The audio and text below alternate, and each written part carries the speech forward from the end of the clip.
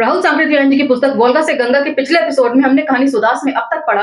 अपने वृद्ध माँ बाप से मिलने के लिए सुदास जब पंचाल जाना चाहता है तो इसके लिए वो जेता और अपाला से इजाजत लेता है। दोनों उसे इजाजत दे देते हैं। जाने से पहले वे अपाला से चंद्रभागा अर्थात चनाब नदी के किनारे मिलता है।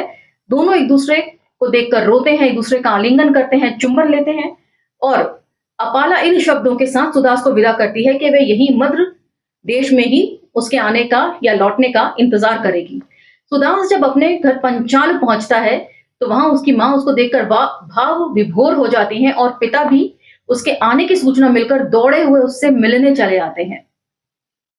माता पिता की खुशी को देखकर सुदास भी वहां रहने का पक्का निश्चय कर लेता है कि जब तक उसकी माता जीवित रहेंगी वह पंचाल छोड़कर नहीं जाएगा। लेकिन उसका दिल जो है वो चंद्रभागा के तट पर ही वो छोड़ आया है।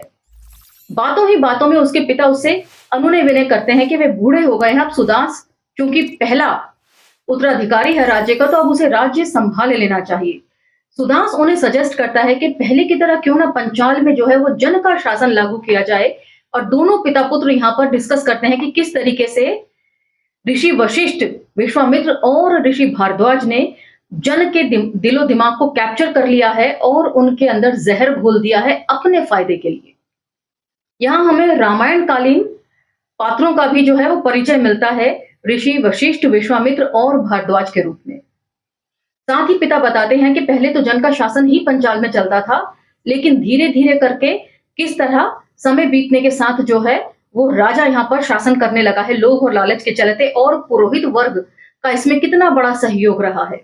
इन सब चीजों के ऊपर चर्चा हमने पिछले एपिसोड में कर ली थी और साथ ही ये भी जाना था कि जन जो है राजा का अभिषेक करने के समय उसे पलाश दंड यानी कि सेंगोल देती थी कि हम पर शासन करो।